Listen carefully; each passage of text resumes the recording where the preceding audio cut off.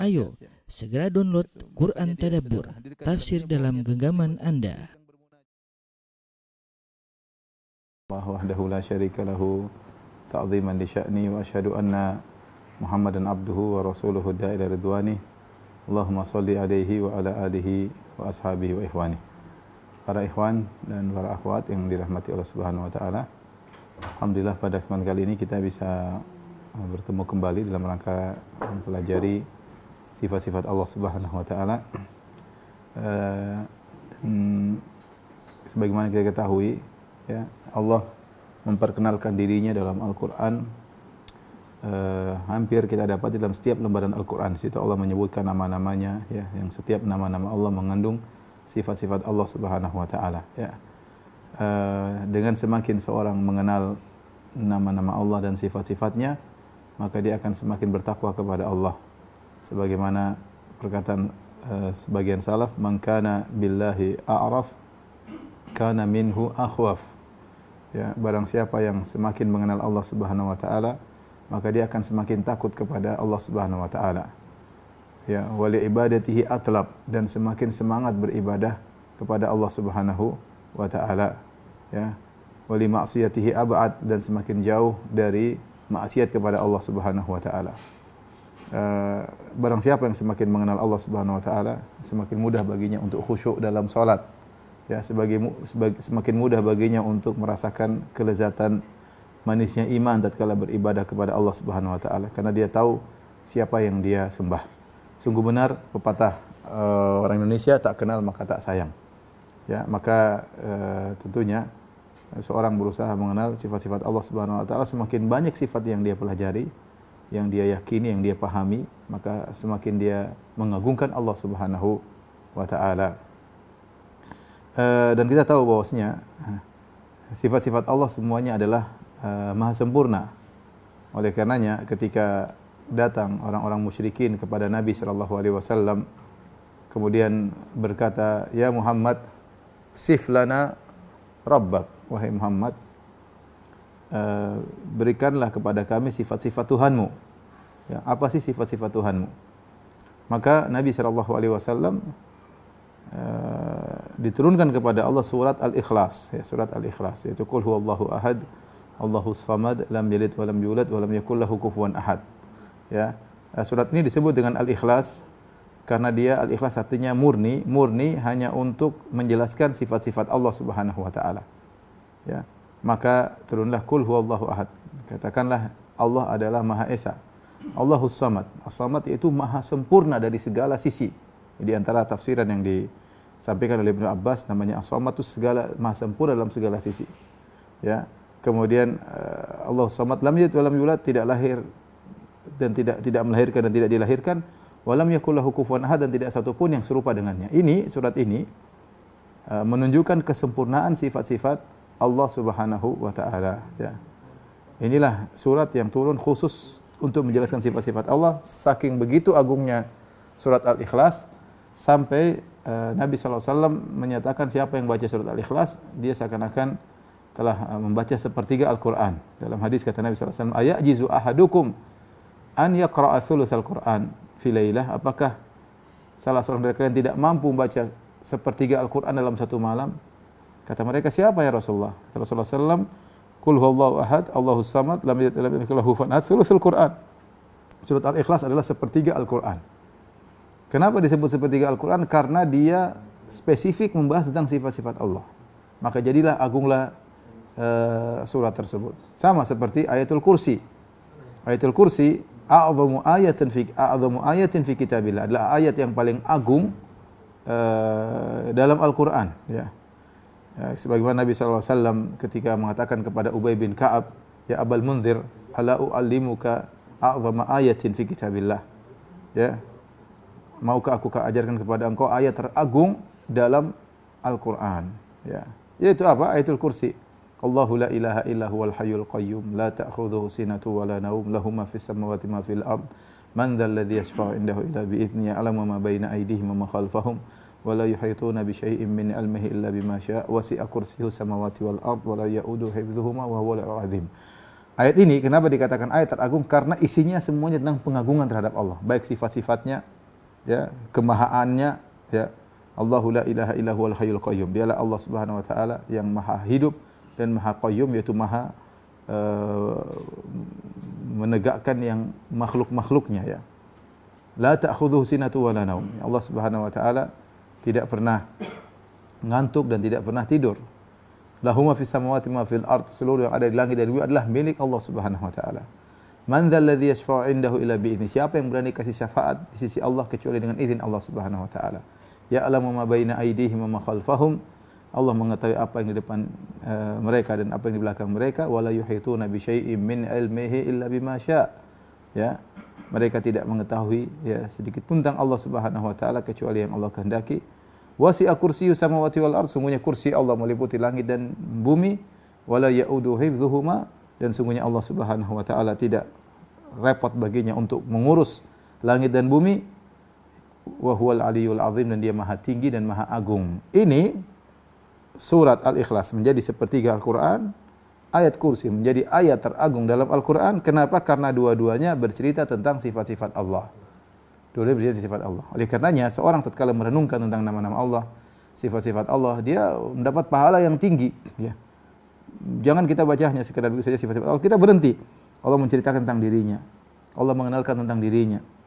Maka kita berusaha kenal apa maksudnya, ya. Bahkan Allah menciptakan alam semesta ini agar kita tahu tentang kemahaagungannya. Kata Allah Subhanahu wa taala, Allahul ladzi khalaqa sab'a samawati wa minal ardi mithlahunna yatanazzalul amru bainahunna lita'lamu anna Allaha 'ala kulli syai'in qadir wa anna Allaha qad ahata bi kulli syai'in ilma.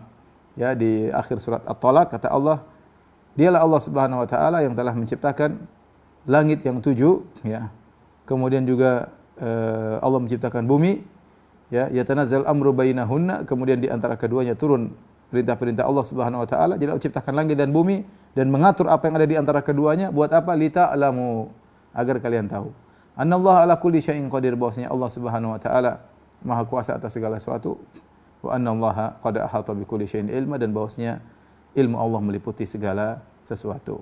Jadi ini yang kita canangkan dalam hati kita, ikhwan. Jadi kita belajar tentang sifat-sifat Allah, tentang nama-nama Allah, itu adalah ilmu yang agung. Kita tahu bahwasanya sifat-sifat Allah adalah sifat yang sempurna. Makanya kita menggunakan kata maha, ya. Kita mendengar, Allah mendengar, kita bilang Allah maha mendengar. Ya. Manusia melihat, manusia mendengar, tapi Allah maha mendengar, maha melihat. Sama-sama memiliki sifat Allah dengan sifat kita sama. Dari sisi makna sama melihat, sama mendengar, tapi Allah kita kasih label maha karena sifat Allah maha agung. Oleh karena kalau kita kembali kepada makna as-samad, ya. As-samad, tafsiran dari Ibnu Abbas radhiyallahu taala anhuma, ya, tentang as-samad. Apa maknanya as-samad? Dia adalah yang tertinggi dari segalanya, ya. Mudah-mudahan Ibnu Katsir menyampaikan. Coba saya lihat dulu. Saya ingin nukilkan perkataan dari Ibnu Katsir, ya.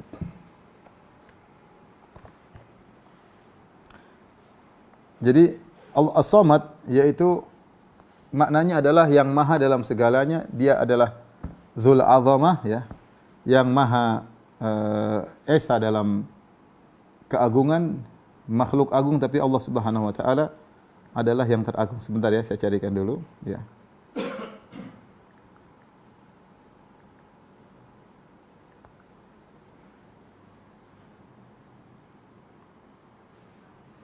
Ini Ibnu Katsir menyebutkan dalam surat Al-Ikhlas, beliau menukil perkataan Ibnu Abbas radhiyallahu taala anhuma, ya.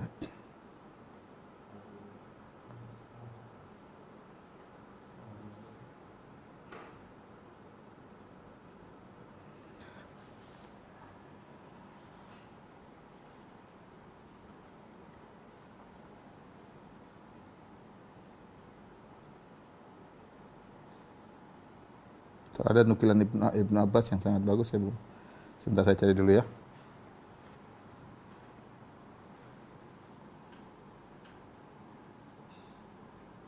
Nah, ini ada, sebentar.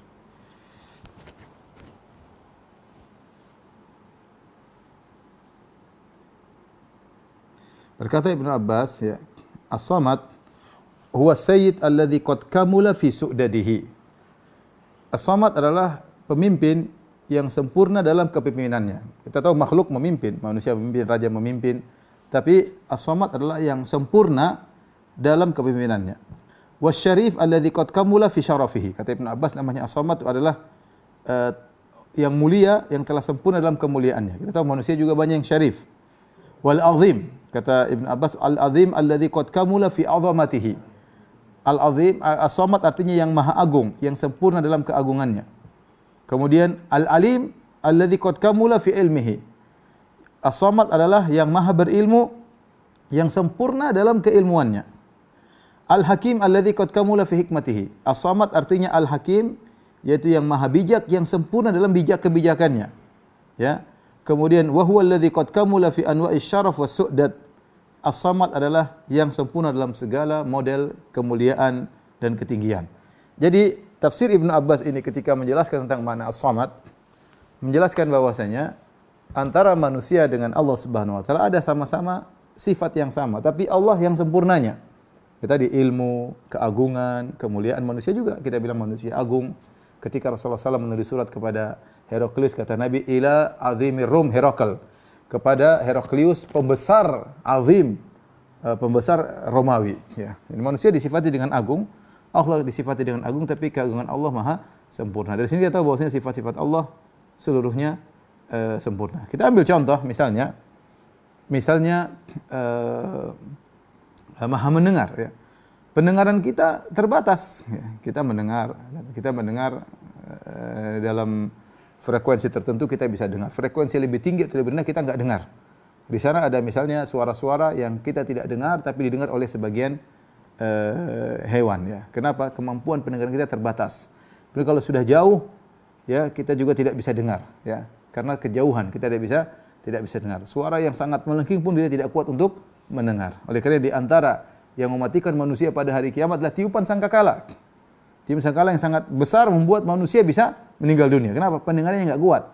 Pendengarannya enggak kuat. Kata Allah, fa idza ja'ati sakhah, tatkala datang hari yang memekakkan telinga, suara yang mengerikan menjadikan orang kemudian mati ya. Ya, karena pendengaran sangat terbatas. Kemudian kita pun kalau ada banyak suara berbicara 10, 100, 120 orang langsung bicara sama kita enggak bisa milah-milih. Kenapa pendengaran kita tidak bisa terfokus? Karena 20 orang langsung ngomong, kita yakhtalit, tercampur baur. Enggak mampu kita mendengar. Ini tapi kita mendengar. Ya. Kata Allah, faja'alnahu sami'an basira. Allah menyebutkan manusia dengan sifat mendengar. Kata Allah Subhanahu wa taala, hal ata 'alal insani hainun minad dahri lam yakun syai'an madhkura. Inna khalaqnal insana min nutfatin amsyajin nabtalihi faja'alnahu sami'an basira. Kami jadikan manusia dari nutfah, dari air mani yang bercampur dengan ovum, ya. Amsyajin, kata Allah, faja'alnahu nabtalihi, kami uji dia. Faja'alnahu sami'an basira, kami jadikan dia mendengar dan melihat. Ya, kami jadikan manusia mendengar dan melihat. Itulah pendengaran kita. Allah jadikan kita mendengar, kita punya sifat mendengar, tapi pendengaran kita terbatas. Lihat bagaimana pendengaran Allah Subhanahu wa taala yang tanpa batas. Bayangkan ketika di hari Arafah di musim haji berkumpul mungkin 3 juta orang, 4 juta orang, semua mengadakan tangan ke langit berdoa kepada Allah dengan berbagai macam permintaan, dengan berbagai macam permohonan. Ada yang mengeraskan suara, ada yang merendahkan suara dengan berbagai macam bahasa, tapi semuanya bisa didengar oleh Allah dalam satu waktu. Allah bisa mendengar dalam satu waktu. Ya. Kemudian suara orang dimanapun, suara makhluk dimanapun, Allah dengar. Kenapa? Allah maha mendengar. Bahkan kalau kita bilang suara hati pun Allah mendengar. Ya. Makanya saya katakan, ya, ini contoh kita sama-sama memiliki sifat, tetapi sifat Allah maha agung. Sebagaimana tadi tafsiran dari Ibnu Abbas terhadap As-Samad.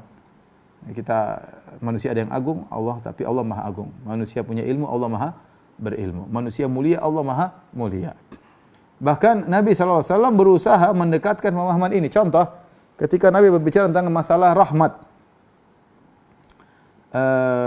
Atau sebelumnya ketika Nabi SAW membicarakan tentang satu ayat, kata Nabi SAW, ya, Nabi membacakan firman Allah Subhanahu wa taala, innallaha ya'murukum an tu'addul amanati ila ahliha wa idza hakamtum bainan nasi an tahkum bil adl innallaha ni'ma ya'idzukum bi innallaha kana sami'an basira. Ketika itu Nabi SAW di atas mimbar, Nabi bacakan firman Allah, innallaha ya'murukum an tu'addul amanati ila ahliha. Sungguhnya Allah menyuruh kalian untuk menunaikan amanah kepada pemiliknya. Wa idza hakamtum, kalau kalian berhukum maka hukumlah dengan adil. Innallaha ni'ma ya'idzukum bih, sungguhnya Allah sebaik-baik memberi peringatan kepada kalian. Innallaha kana sami'an basira, sungguhnya Allah Maha melihat dan Allah Maha mendengar. Nabi mengisyaratkan jarinya begini. Innallaha kana sami'an basira. Nabi mengisyaratkan mendengar dan melihat, artinya Allah benar-benar melihat, Allah benar-benar mendengar. Tetapi pendengaran Allah, penglihatan Allah Maha. Berbeda dengan kita yang pendengarannya terbatas, penglihatannya terbatas. Taib.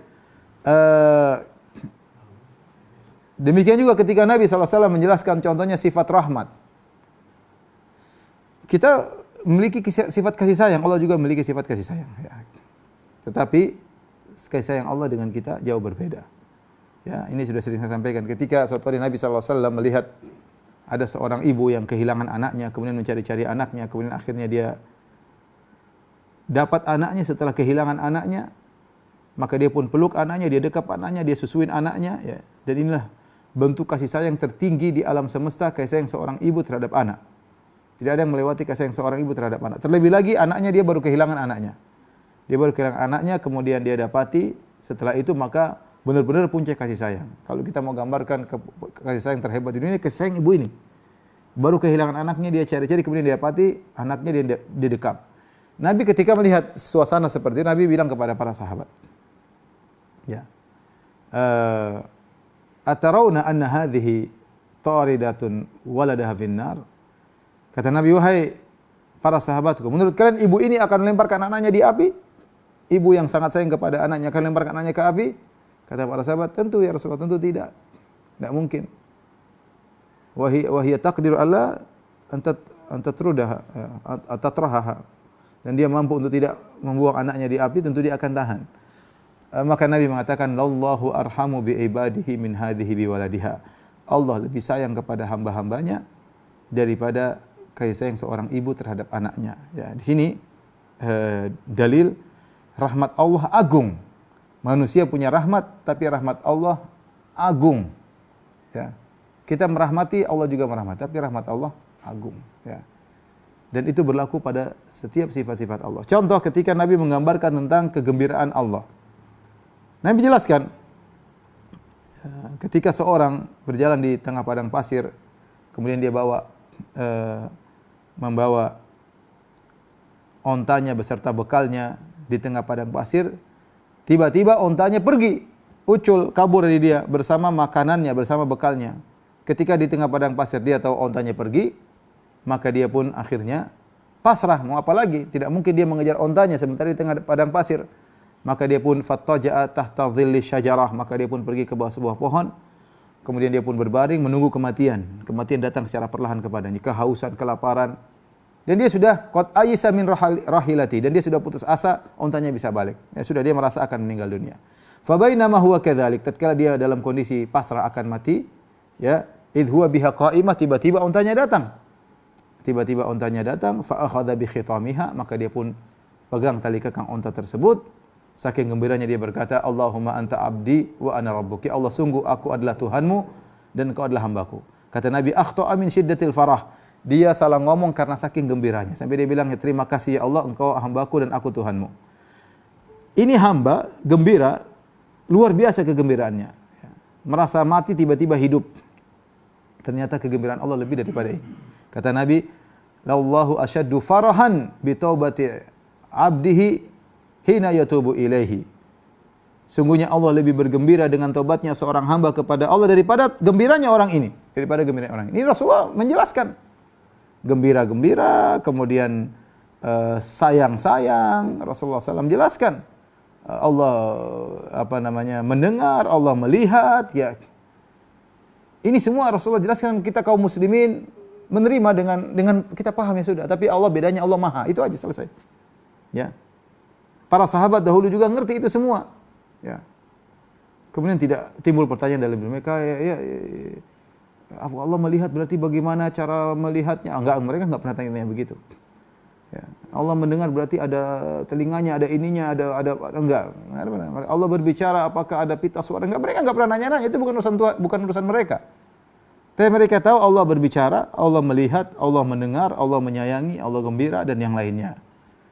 Ini semua dijelaskan oleh Nabi sallallahu alaihi wasallam untuk menekan kepada kita bahwasanya Allah memiliki sifat-sifat yang sifat-sifat tersebut menunjukkan keagungan Allah Subhanahu wa taala, ya. Semakin banyak sifat kita ketahui, maka semakin kita ngerti tentang Allah. Seperti contoh sifat maghfirah, Allah mengampuni. Allah maafkan, Allah marah, Allah maafkan, ya. Allah mengampuni. Ini sifat-sifat Allah. Ya. Kemudian datang ahlul bid'ah, mereka tidak bisa menerima sifat-sifat Allah. Logika mereka tidak sampai. Mereka kemudian memiliki syarat Tuhan dengan, ini kalau saya bahas itu sangat panjang, saya tidak ingin bahas, tapi intinya kesimpulannya, karena mereka tenggelam dalam ilmu filsafat, mempelajari buku Aristoteles, Plato, dan kemudian juga buku-buku filsafat yang lainnya, akhirnya mereka terjebak dengan syubhatnya ahli filsafat, sehingga mereka mengatakan Tuhan punya syarat. Syarat Tuhan itu harus statis, tidak boleh mengalami perubahan sama sekali. Tuhan itu harus statis. Dan ini disampaikan oleh Plato dalam bukunya The Law of Plato. Kemudian juga disampaikan oleh Aristoteles, ya. Dengan syubhat logika dia, intinya dia mengatakan Tuhan harus statis, tidak boleh ada gerakan, tidak boleh ada perubahan sama sekali. Nah, terus bagaimana sifat-sifat tadi? Mereka bingung menghadapi sifat-sifat yang kita sebutkan tadi. Contoh, melihat. Kalau kita manusia melihat, kan kita ada, kalau melihat ada objek yang dilihat, objek itu kan berubah-ubah. Misalnya Allah melihat saya kan sedang bergerak-gerak ini sekarang. Berarti objeknya kan berubah-ubah. Berarti penglihatan Allah mengalami perubahan. Nah, kata mereka tidak bisa. Nah, ini nggak bisa nih kalau begitu. Kalau gitu penglihatan Allah maksudnya mengetahui tentang yang terlihat. Jadi mereka kejebak pada syubhat bahwasanya Tuhan itu harus statis, tidak boleh dinamis, tidak boleh mengalami perubahan, ya. Tidak boleh ada yang kasrah, heterogen dalam zat Allah, enggak ada. Enggak boleh. Kejebak dengan syubhat yang itu mereka jadikan sebagai syarat Tuhan. Dari mana mereka datangkan syarat tersebut? Kenapa Tuhan harus pakai ikut syarat mereka? Ini sederhananya, ya. Jadi akhirnya mereka bingung ketika kita bilang, coba ente lihat sifat melihat. Bukankah kalau sifat melihat Allah sedang melihat kita? Sementara objek yang sedang Allah lihat berubah-ubah. Ya, misalnya Allah melihat saya sekarang sedang ngomong, saya nanti pergi sebentar ke sana, kemudian saya makan. Bukankah berubah-berubah? Berarti sifat Allah terkait dengan sesuatu yang berubah-ubah. Kalau kita sederhana, iya, enggak ada masalah. Bagi mereka itu masalah. Terus gimana? Akhirnya mereka takwil, yang dimaksud dengan melihat adalah mengetahui saja. Mengetahui tentang apa yang akan terjadi, mengetahui tentang apa yang terlihat. Sama, sekarang kita bicara sifat mendengar. Allah Maha mendengar, selesai. Qad sami Allahu qaulal lati tujadiluka fi zawjiha wa tashtaki ila Allah wallahu yasma'u tahawurakuma. Dalam surat Al-Mujadalah kata Allah, wallahu yasma'u tahawurakuma. Allah sedang mendengar pembicaraan kalian berdua, antara Nabi Muhammad sallallahu alaihi wasallam dengan sang wanita yang sedang mengadukan suaminya. Mereka sedang bicara, Allah sedang mendengar.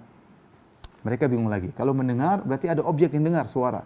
Nah, suara itu berubah-ubah. Bagaimana berkaitan dengan sifat Allah, sementara sifat Allah syaratnya harus statis, tidak boleh mengalami perubahan. Akhirnya mereka bilang tidak ada namanya mendengar, yang ada namanya mengetahui sesuatu yang terdengar. Mereka takwil sifat mendengar kepada ilmu. Mereka takwil sifat melihat kepada ilmu. Dan ini bikin bingung. Dan ini tidak dipahami oleh masyarakat umum. Ini hanyalah dilakukan oleh orang Asy'ariyah yang terjebak dengan filsafat yang mereka sendiri sering tidak paham dengan akidah mereka. Dan kalau mereka mau kabarkan kepada masyarakat, masyarakat tambah bingung dengan akidah mereka. Akidah Islam mudah, logis, tidak sulit seperti dan tidak logis, aneh. Ya akhi, Allah bilang melihat, mendengar lain dengan ilmu. Masing-masing punya atribut tersendiri. Ilmu mewakili sifat tertentu, mendengar mewakili sifat tertentu, melihat mewakili sifat tertentu. Bagaimana kemudian mendengar dan melihat ditakwil menjadi ilmu? Gara-gara otak mereka yang tidak sambung dengan mempunyai syarat bahwasanya Tuhan harus statis. Baik, bagaimana lagi dengan misalnya ya, tadi sifat mendengar, sifat melihat, sifat rahmat lagi. Oh, mereka tidak bisa terima. Bagaimana rahmat? Rahmat berarti adalah hati yang cenderung, berarti begitu. Mereka tolak lagi. Tidak ada sifat rahmat. Sifat rahmat adanya iradah, berkehendak untuk berbuat baik kepada makhluknya. Karena mereka menetapkan cuma sifat iradah, ilmu, 7 sifat. Yang lain semua sifat-sifat selain itu mereka takwilkan kepada 7 sifat tersebut karena 7 sifat itu yang masuk logika mereka. Intinya mereka bikin Tuhan punya syarat, kemudian syarat tersebut mereka pertahankan, semua sifat yang tidak sesuai dengan syarat mereka takwilkan. Ya. Kita enggak seperti itu. Kita alhamdulillah kita tahu namanya sayang, kita ngerti kasih sayang. Rasulullah tadi jelaskan, kalau lihat ibu ini sayang sama anaknya enggak? Allah lebih sayang kepada kalian daripada ibu kepada anaknya. Dan itu benar. Ibu sayang sama anak, tapi anaknya kadang omel-omelin, terkadang dijewer, terkadang anaknya salah minta maaf enggak dimaafin sama ibunya, dan ini terjadi. Anak minta maaf sama bapak ibunya enggak maafin, ya. Ibunya minta dibalas kebaikan. Allah seorang bikin maksiat sebesar apapun, kalau minta maaf Allah maafkan, gampang. Ya, lebih rahmat daripada seorang ibu terhadap anaknya. Tapi ketika kita masuk dalam koridor akidah ahlul bid'ah, mereka tidak bisa terima Allah rahmat, sayang itu enggak bisa terima. Dan mereka sayang itu berarti begini dengan syubhat-syubhat mereka. Demikian juga ketika dalam ayat kursi kata Allah, wa huwal aliyyul azim, Allah maha tinggi dan maha agung. Taib, gimana caranya? Tinggi beda dengan agung. Tinggi mewakili atribut tersendiri, agung mewakili atribut tersendiri. Ketika kemudian seorang mengatakan seperti mereka alul bidah, mereka mengatakan agung sama dengan tinggi sama dengan agung, ya apa bedanya tinggi dan agung? Ternyata Allah datangkan dengan 2 lafal, wa huwal aliyyul azim. Allah maha tinggi dan maha agung. Berarti tinggi beda, agung beda. Tinggi dari Allah di posisi tertinggi. Nah, kemudian mereka menggunakan logika mereka, Allah tidak di atas, tidak di bawah, Allah tidak bisa ditunjuk, Allah tidak di mana-mana, Allah tidak ini, tidak anu, subhanallah. Semua hadis-hadis mereka takwil, semua ayat-ayat mereka takwil. Dan ini semua gara-gara mereka kejebak dengan syubhat falasifah yang mengatakan Allah statis, tidak boleh mengalami perubahan. Dari syubhat ini muncul syubhat-syubhat berikutnya yang tentunya lebih tidak logis lagi, ya. Kalau kita mau sebutkan, tapi kita akan sebutkan secara global syubhat-syubhat mereka. Taib. Jadi intinya kita Ahlussunnah wal Jamaah meyakini Allah memiliki sifat yang banyak. Semakin kita mengenal sifat Allah, kita semakin semakin cinta kepada Allah Subhanahu wa taala, dan kita semakin mengagungkan Allah Subhanahu wa taala, dan sifat-sifat itu masing-masing punya makna tersendiri. Ya, saya para ulama jelaskan secara detail apa bedanya maghfirah sama al-afu, memaafkan, beda. Ya, al-qawi dengan al-matin beda. Jadi saking detailnya sifat-sifat Allah para ulama bahas. Sementara mereka tidak mengikuti cuma 7. 7 itu adalah sifat al-ilmu, al-iradah, kemudian as-sama, al-basar, al-hayat, ini 5, kemudian sifat al-kalam, ya, berbicara, ya. Itu di antaranya tadi mendengar, melihat, ya, iradah, ya. Saya ulangi, sifatul hayat, kemudian sifat mendengar, sifat melihat, sifat berbicara, kemudian sifat ilmu, sifat kudrah, sifat iradah. Ini 7 sifat ini doang yang mereka yakini. Di luar daripada 7 sifat ini, padahal sifat Allah kan banyak banget. Banyak banget, ya. Mereka yang di luar daripada ini mereka takwil kepada ini semua, dibalikkan. Seperti yang hal-hal yang tidak mereka pahami, mereka takwilkan kembali kepada sifat ilmu dan sifat iradah misalnya, ya. Baik. Apa syubhat-syubhat mereka secara sederhana? Contoh di antara syubhat mereka, ikhwan dan akhwat yang dirahmati oleh Allah Subhanahu wa taala, seperti misalnya tadi kata mereka Allah harus statis. Kalau Allah tidak statis, mengalami sesuatu yang baru dalam zat Allah, berarti Allah makhluk. Berarti Allah makhluk. Saya ulangi, mereka punya syubhat. Allah itu harus statis, tidak boleh dinamis. Ya. Tidak boleh ada sesuatu yang baru dalam Allah. Kalau sesuatu yang baru dalam Allah berarti Allah makhluk. Jawabannya justru ketika kita mengatakan sesuatu statis, itu justru menghilangkan maha kekuasaan. Sementara Allah mengatakan fa'alu lima yurid, Allah melakukan apa yang Allah kehendaki. Kita Ahlussunnah meyakini sifat-sifat Allah semuanya azali sudah ada. Allah Maha mendengar sejak azali, Allah Maha melihat sejak azali, Allah punya ilmu sejak azali. Beda dengan manusia, kita ketika lahir kita belum bisa melihat, masih tutup, belum bisa mendengar, belum bisa ngomong. Nanti setelah 3 tahun baru kita mulai ngomong. Berarti sifat ngomong kita datang belakangan. Zatnya kita sudah ada ketika lahir, tapi melihatnya 2 minggu berikutnya baru mata kita bisa melihat. Mendengarnya entah berapa hari berikutnya baru kita bisa mendengar. Bicaranya belakangan, nanti 2 tahun 3 tahun ada yang terlambat ngomong. Ya, jadi adapun Allah ketika zaman azali semua sudah lengkap. Allah sudah sempurna, sudah zatnya berserta dengan sifat-sifatnya. Sejak Allah ada, Allah sudah bisa bicara. Sejak Allah ada, Allah sudah bisa melihat. Sejak Allah ada, Allah sudah mampu semuanya. Berarti Allah tidak mengalami perubahan. Adapun kapan Allah mendengar, kapan Allah bicara, itu tidak ada masalah bagi kita. Justru itulah kesempurnaan Tuhan. Apa yang disebut dengan seorang pandai bicara? Pandai bicara itu dia kapan mau bicara terserah dia, bicara dengan siapa terserah dia. Kita bilang Allah Maha berbicara. Allah Maha berbicara, sifat Allah berbicara sudah azali bersama zatnya, tapi kapan Allah bicara, dengan siapa, dengan bahasa apa, terserah Allah. Ini tidak masuk dalam benak mereka. Kata mereka kalau Allah bicara, berarti ada yang baru, ada huruf, ada bahasa baru. Wah, kalau gitu nggak bisa. Nah, terus Al-Quran bagaimana? Kata orang Asy'ariyah, Al-Quran ini bukan pembicaraan Allah. Allah itu sejak zaman azali sudah namanya kalamun nafsi. Suatu yang pembicaraan sudah tidak pernah berubah, statis. Statis nih. Dalam zat Allah ada suatu pembicaraan statis, makna statis. Nanti dipahami oleh malaikat Jibril, kemudian diterjemahkan dengan bahasa Jibril atau bahasa Muhammad jadi Al-Quran. Jadi Al-Quran ini kata mereka bukan bahasa Allah. Kenapa? Karena Al-Quran ini kan dinamis ya. Contohnya saya baca. Wa yaj'aluna lillahil banati subhana. Ini kan berubah. Wa diluan, kemudian yaj'aluna al-banati. Kata al-banat muncul belakangan setelah wa yaj'alun. Mereka enggak bisa. Ini enggak bisa. Enggak bisa Allah ngomong begini, mustahil kata mereka. Kenapa? Karena terkena syubhatnya Aristoteles sama Plato bahwasanya Allah harus statis. Sementara kalau Allah bicara wa yaj'aluna lillahil banati subhana wa lahum ma yashtahun wa idza busyira ahadun bil unsa dhalla. Enggak bisa kata mereka. Terus ini siapa? Oh, ini Muhammad punya bicara. Ya akhi, sebenarnya orang awam enggak ada yang ngerti syubhat apa akidah mereka. Kita orang Islam mudah sekali. Ini firman Allah selesai. Orang sampai cium, ini firman Allah. Kenapa? Karena ini apa? Firman Allah. Maha suci, ini maha suci Allah. Firman Allah. Nanti terjemah berbeda. Sari tilawah berbeda. Tapi kalau ini semua orang tahu firman Allah. Kalau mereka enggak bisa, enggak boleh. Ente bilang ini firman Allah, ente kafir kata mereka. Enggak boleh. Enggak boleh mengatakan ini firman Allah. Enggak boleh bicara mengatakan Allah punya sampai subhanallah saya dapat fatwa dari sebagian mereka di Indonesia, majelis ulama dari kota tertentu. Kemudian bikin dilarang ngaji sama Wahabi atau sholat di belakang Wahabi. Saya dapat kira-kira itu mungkin 5 tahun lalu ya dapat selebaran tersebut. Kenapa? Karena mereka mengatakan Allah di atas.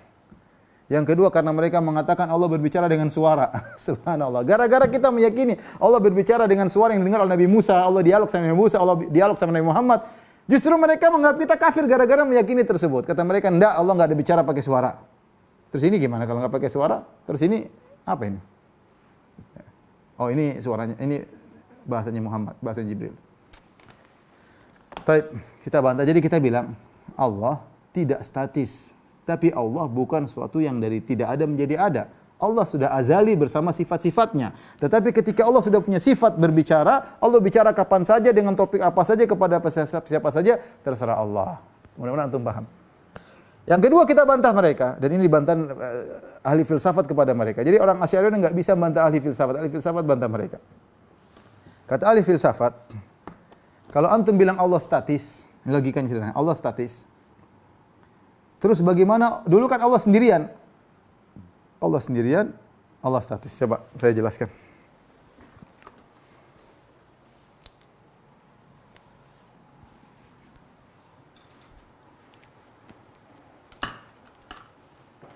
Allah statis. Baik. Dulu Allah sendirian. Dulu Allah sendirian. Sendirian tanpa makhluk. Maka orang-orang Asy'ariyah dibantah oleh orang-orang falasifah. Mereka berkata, wahai orang-orang Asy'ariyah, ente bilang Allah selalu statis.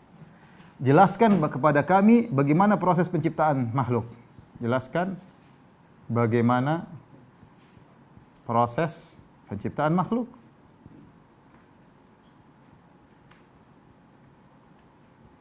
Coba, kalau Allah statis, logikanya apa? Kalau Allah statis, tidak ada dinamis sama sekali, harusnya Allah akan terus tanpa makhluk. Logikanya sederhana, logikanya. Logika falasifah, logika. Jika Allah statis,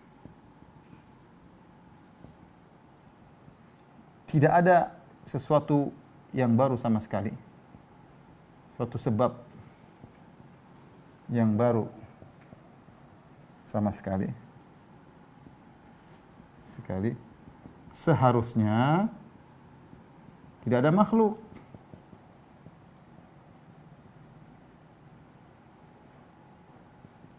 Seharusnya tidak ada makhluk, dan ini jelas sederhana, ya. Kalau Allah statis, Allah harusnya tidak ada makhluk. Kalau statis ya sudah, tidak tanpa makhluk.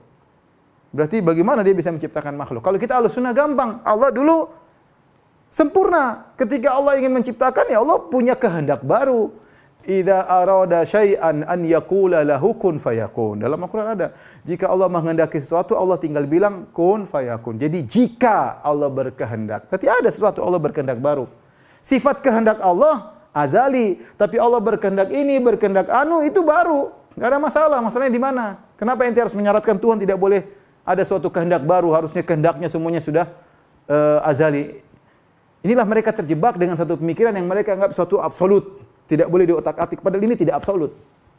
Gara-gara suatu keyakinan yang mereka ikuti dari Aristoteles sama Plato, akhirnya mereka mentakwil seluruh atau kebanyakan ayat-ayat sifat mereka takwil semuanya. Tapi dibantah oleh falasifah. Nah, kalau kamu bilang, wahai Asy'ariyah, Allah statis, terus gimana Allah ciptakan? Tanpa suatu yang baru, harusnya tetap saja. Ya, ini maksud saya bantahan sederhana, mudah untuk membantah mereka, ya. Baik. Kita lanjutkan, misalnya syubhat mereka yang berikutnya, ya, yang sering mereka katakan, ya. Jadi mereka mengatakan kalau kita tetapkan sifat wajah, misalnya kita Ahlussunnah Allah punya wajah, ya. Dan dalam Al-Qur'an banyak ibtigha'a wajhi, mengharap wajah Allah Subhanahu wa taala. Kemudian kenikmatan terindah di surga adalah melihat wajah Allah Subhanahu wa taala. Dan banyak, ya. Tentang wajah, sifat wajah banyak, ya. Kata mereka Allah tidak punya wajah. Terus wajah maksudnya apa? Wajah maksudnya zat. Kenapa kalau Allah punya wajah? Kalau kita bilang Allah punya wajah, berarti kita mentasbih Allah dengan makhluk.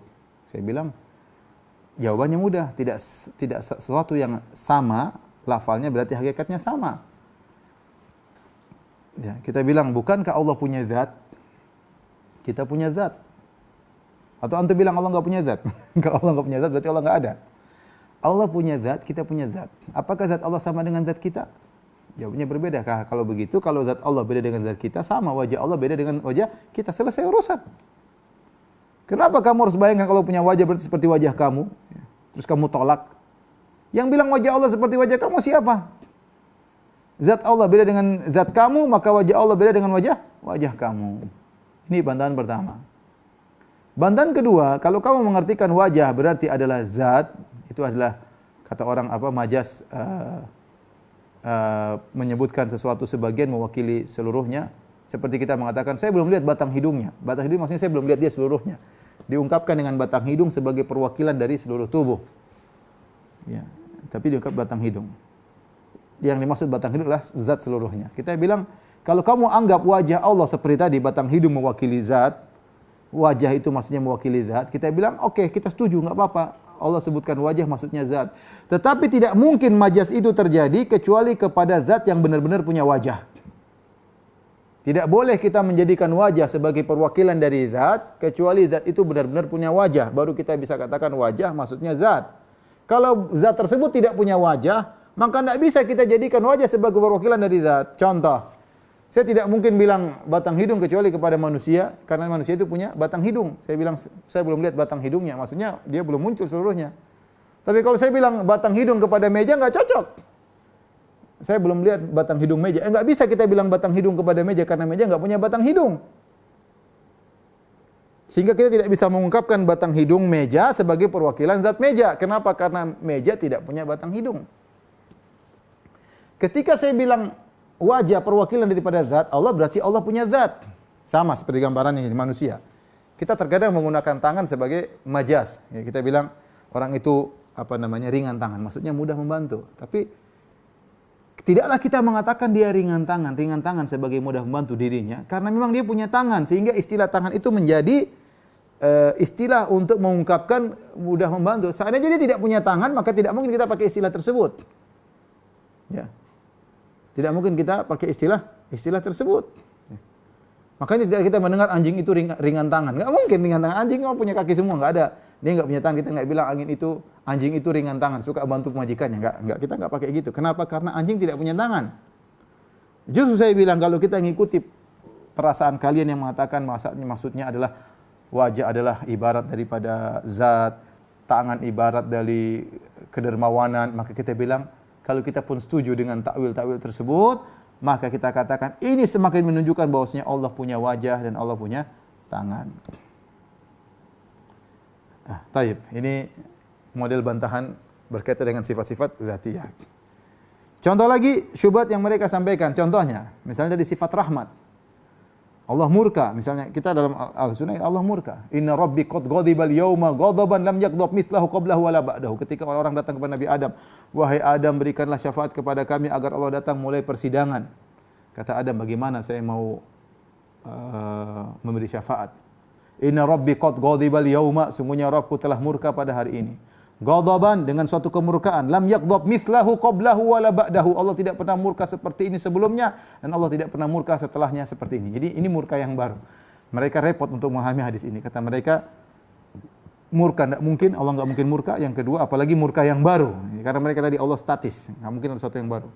Akhirnya kata mereka murka apa? Mereka takwil, maksudnya berkehendak untuk memberi hukuman. Mereka takwil. Kita bilang, kenapa kau takwil murka dengan kehendak? Kata dia, karena murka itu berarti golayanu dam, yaitu darah di jantung yang sedang berkobar. Kita bilang, itu lain. Ya.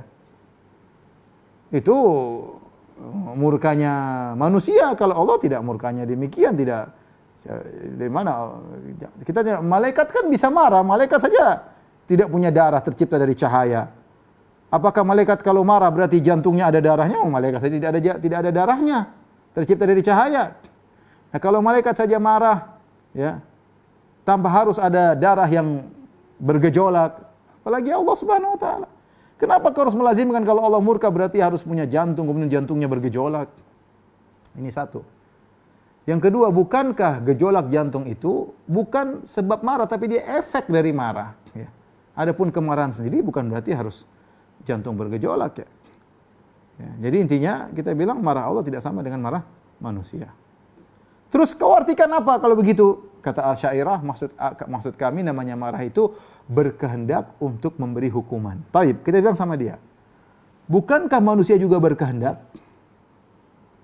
Meskipun kau takwil marah kepada kehendak, bukankah manusia juga punya kehendak? Berarti sama saja kalau kita Allah punya kehendak, kita punya kehendak, berarti tasbih dong. Kata mereka, tidak, kehendak Allah tidak sama dengan kehendak makhluk. Nah, bilang kalau begitu sama saja. Kita bilang marahnya Allah tidak sama dengan marahnya makhluk. Apa susahnya? Ya. Apa susahnya? Ya. Mereka juga mentakwil sifat rahmat. Enggak ada Allah rahmat. Kenapa rahmat itu adalah rasa perhatian, rasa sayang, rasa butuh. Allah tidak ada seperti itu. Bilang, ya. Kalau gitu rahmat apa dong?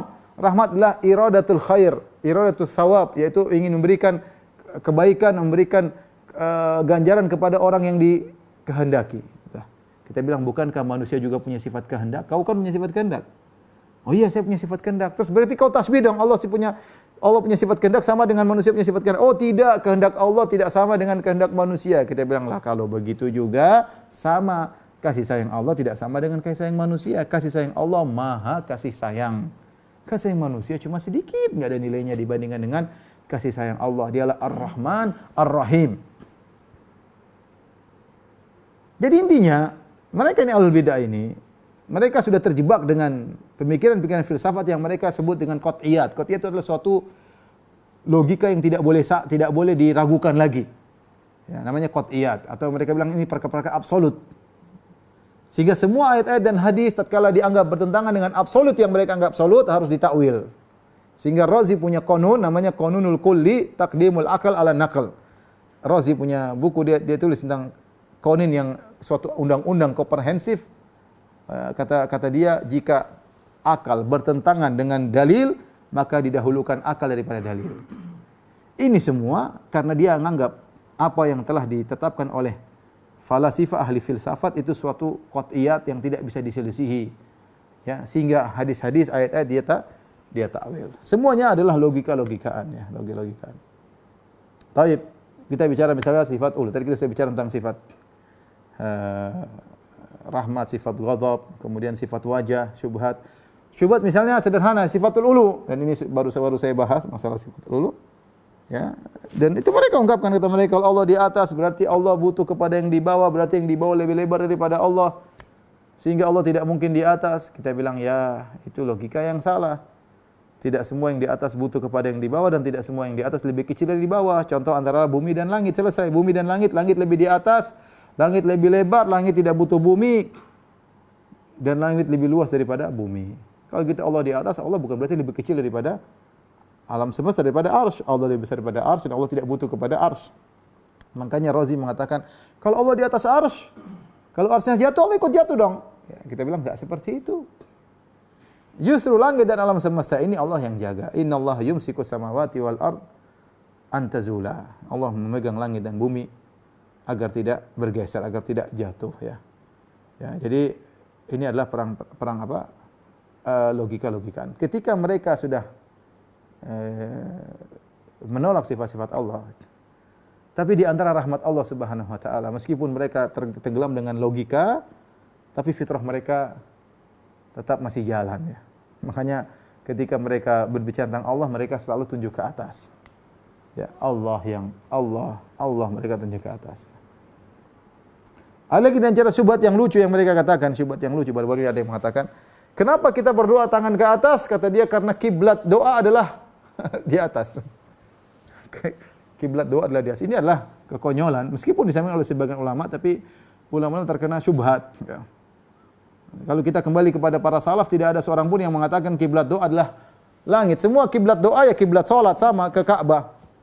Kiblat doa sama kiblat salat sama-sama ke Ka'bah. Makanya kalau kita berdoa kan kita ayo menghadap kiblat berdoa. Karena kita tahu kiblat doa pun ke Ka'bah. Ini pertama. Tidak ada yang mengatakan, salaf mengatakan kiblat doa ke langit. Ini yang pertama. Yang kedua, namanya kiblat itu mastaqbala bihi, suatu yang dihadapkan. Namanya kiblat itu kita menghadapkan tubuh kita, ya, kita menghadapkan wajah kita. Makanya kita menghadap kiblat. Nah, kalau kita menjadikan langit sebagai kiblat, berdoa harusnya kita begini tidur, menghadap ya Allah gitu. Semua wajah kita ke langit, badan kita ke langit, makanya kita menjadikan langit sebagai kiblat. Tapi kenyataannya dia begini. Ini bantahan kedua. Bantahan ketiga, namanya kiblat itu bisa berubah. Bukankah dahulu Nabi menghadap Baitul Maqdis ketika sholat, kemudian dirubah ke Ka'bah? Kiblat bisa berubah. Sementara kita berdoa langit di atas, Allah di atas tidak pernah berubah. Selalu. Ya. Yang keempat, ketika seorang berdoa menghadap kiblat di Ka'bah, dia tidak sedang mencari Allah di situ, hatinya tetap Allah di atas. Dia tidak sedang mencari Allah di situ, tapi dia hatinya Allah di atas. Jadi kiblat Ka'bah itu kita hanya sekedar untuk bisa fokus semua orang bersatu salat ke arah situ. Tapi hati kita tidak meyakini, tidak ada seorang muslim mengatakan Tuhan di Ka'bah situ, enggak. Ya. Beda ketika seorang, ya, karena ketika berdoa hatinya mencari Allah Subhanahu wa taala. Kata mereka lagi, Ustaz, bukankah ketika kita sujud Allah tidak di situ? Ya. Memang karena kita sedang sujud, bukan kita yakini Allah di tanah. Bukankah para penyembah matahari mereka sujud kepada matahari? Apakah mereka meyakini matahari di jidat mereka? Tidak. Matahari di langit tapi mereka sujud sebagai bentuk pengagungan. Tapi hatinya kemana? Ke matahari, para penyembah matahari. Sama dengan kita, ketika kita sujud, kita mengatakan Subhana rabbiyal a'la, maha suci Allah yang maha tinggi. Kepala kita di jidat kita di tanah, tapi hati kita Allah di atas. Ya. Intinya ikhwan, saya katakan bahwasanya lebih selamat kita mengikuti dalil, lebih selamat kita mengikuti manhajus salaf. Alhamdulillah, akidah yang kita perjuangkan adalah akidah para salafus saleh. Makanya mereka tidak berani mengatakan ini akidah salaf. Kalau kita berani, kita bilang ini akidah salaf. Kita punya pertanggungjawaban. Saya bisa buktikan buku-buku saya bahwa ini semua pernyataan para salaf. Mereka tidak berani mengatakan kami akidah salafi juga. Enggak berani karena mereka tahu akidah mereka bukan akidah salafi. Ya. Ya silakan mereka punya akidah mau imam ini, mau imam anu, imam Maturidi, imam Abdul Hasan, terserah. Kita akidahnya alhamdulillah akidah salaf. Demikian kira-kira para ikhwan dan akhwat yang dirahmati Allah Subhanahu wa taala yang saya sampaikan. Ini tentunya pembahasan yang sangat ringkas, contoh-contoh syubhat yang simple semoga bisa dianalogikakan untuk kita bantah syubhat-syubhat yang lainnya. Kalau ada yang bertanya saya persilakan, wallahu ta'ala alam bisawab.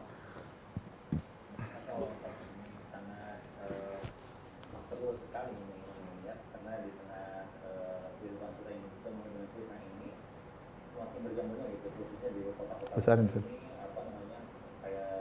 lintas agama dan sebagainya. Ini alhamdulillah sudah ada yang bertanya melalui private chat. Pertanyaannya seperti ini, Ustaz. Sejauh mana kita boleh mentakwilkan nama atau sifat Allah atau ayat terkait kedudukan Allah, atau tidak boleh sama sekali? Demikian pertanyaannya, Ustaz. Takwil, apa makna takwil? Takwil adalah mengartikan sesuatu tidak pada zahirnya. Itu namanya takwil. Ya. Karena kalau kita tafsirkan secara zahirnya ternyata tidak logis, itu baru mungkin kita boleh mentakwil, ya. Contoh kata para ulama seperti Allah berfirman, ya ayyuhalladzina amanu idza qumtum ila shalat.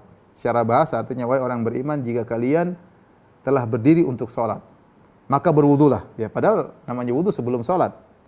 Idza qumtum, jika kalian telah berdiri untuk salat, maka berwudulah. Sehingga mereka mengatakan idza qumtum ila shalat maksudnya jika kalian mau salat. Kalimat dari telah berdiri ditakwilkan menjadi mau untuk berdiri, itu namanya takwil menurut sebagian ulama. Sebenarnya mengatakan ini metode saja. Tapi intinya ini contoh, kalau kita memaknakan zahirnya maka tidak pas, maka kita butuh takwil. Dan itu ada dalam fikih dalam masalah fikih ada. Jadi pertama, dan itu tidak dilakukan takwil kecuali memang mendesak. Karena tidak bisa diterima secara zahirnya, ya. Contoh misalnya saya mengatakan saya melihat singa sedang main kelereng misalnya. Ya, enggak mungkin singa main kelereng, ternyata maksud saya orang pemberani. Singa tersebut maksudnya seorang pemberani. Kalau saya artikan dengan zahirnya singa maka tidak pas, maka itu disebut dengan takwil, yaitu berpindah dari makna zahir kepada makna yang tidak zahir. Itu diperbolehkan jika syaratnya ada sesuatu yang tidak logis, yang tidak mungkin kita tafsirkan secara zahirnya. Nah, ini ingin diterapkan oleh orang-orang para ahli takwil, ya. Karena mereka tidak logis. Sehingga mereka mengatakan rahmat wajah harus ditakwil, Allah wajah harus ditakwil. Karena otak mereka menganggap ini tidak bisa diterima zahirnya. Adapun kita bisa, enggak ada masalah. Ya, adapun kita bisa, maka menurut kita enggak perlu takwil. Takwil itu kalau tidak bisa kita tafsirkan secara zahirnya, baru kita takwil. Selama masih bisa kita tafsirkan secara zahirnya, ya kita bilang Allah punya wajah. Bagaimananya Allah alam, jangan kau bayangkan seperti wajahmu. Selesai, enggak perlu kita takwil wajah maksudnya ini enggak. Kenapa? Emang kalau Allah punya wajah terlarang, sebutkan secara terlarang zahirnya apa? Secara akal, secara syariat, kenapa Allah kalau punya wajah tidak boleh secara dalil maupun secara akal? Enggak, mereka enggak bisa jawab. Kalau mereka bilang secara dalil tidak boleh, mana dalil? Kenapa tidak boleh? Kalau bilang secara akal tidak, kenapa? Akal Tuhan tidak punya wajah, kenapa? Apa masalahnya kalau Tuhan punya wajah? Kalau pencipta ini punya wajah, emang secara akal tidak boleh? Ya sudah, kalau secara akal itu tidak terlarang, ya sudah, zahirnya saja. Sebagian di akidah para salaf. Ya. Jadi kita tidak boleh mentakwil kecuali kalau memang zahirnya tidak bisa diterima secara zahir. Saya tidak tahu ada ulama yang mentakwil. Adapun ulama yang menafsirkan dengan kelaziman ada. Ya, contoh, Ibnu Jarir At-Tabari ketika berbicara tentang sifat tangan, yaitu firman Allah Subhanahu wa taala, ma mana'aka an tasjuda lima khalaqtu biyadayya. Wahai iblis, kata Allah Subhanahu wa taala, apa yang menghalangi engkau untuk sujud kepada Adam yang aku ciptakan dengan kedua tanganku? Kemudian Ibnu Jarir dalam tafsirnya menjelaskan, sebagian menafsirkan dengan nikmat, sebagian menafsirkan dengan kekuatan. Tangan maksudnya nikmat, tangan maksudnya kekuatan, maka itu semua tafsir yang keliru. Kenapa? Karena kalau tangan ditafsirkan dengan nikmat, maka iblis juga diciptakan dengan nikmat Allah. Ditafsirkan dengan kekuatan, iblis juga diciptakan dengan kekuatan Allah. Padahal Adam spesial. Ya, kalau diartikan ya, Adam aku ciptakan dengan dua tanganku, berarti Adam aku ciptakan dengan kedua nikmatku, maka iblis akan bantah, ya Allah, sama, kau ciptakan aku juga dengan nikmat. Kalau tangan diartikan kekuatan, iblis juga akan bantah, ya Allah, sama, kau ciptakan dengan kekuatan, ngapain aku sujud pada Adam? Oleh karenanya Ibnu Jarir At-Tabari mengatakan bahwasanya tangan sini adalah tangan yang hakiki, bukan maknanya kuat, bukan maknanya nikmat. Tetapi dalam sebagian ayat Ibnu Jarir ketika menafsirkan firman Allah, bal yadahu mabsutatani yunfiqu kaifa yasha. Akan tapi kedua tangan Allah terbentang berinfak, ya, bagaimana Allah kehendaki. Kata dia, tangan Allah terbentang maksudnya tangan Allah yang dermawan. Dia tafsirkan tangan Allah dengan dermawan, bukan berarti dia menafikan menolak sifat tangan, tidak. Tapi dia menafsirkan dengan kelaziman. Bahasanya di kelaziman dari tangan Allah yang terbentang, maksudnya Allah adalah Maha Dermawan. Nah, ini diambil oleh sebagian al-bidah. Lihat Ibnu Jarir At-Tabari mentakwil sifat tangan, padahal tidak. Dia sedang menafsirkan dengan kelaziman. Kelaziman dari tangan Allah terbentang adalah Allah Maha Dermawan. Kenapa? Karena dalam ayat yang lain Ibnu Jarir jelas-jelas menegaskan Allah punya sifat tangan. Dan sebagian salaf terkadang seperti contoh, Allah mengatakan tajri bi ayunina jazaan liman kana kufir. Ketika Allah menjelaskan tentang apa namanya kapal Nabi Nuh. Kata Allah kapal Nabi Nuh berjalan dengan penglihatan kami, bi ayun dengan mata kami.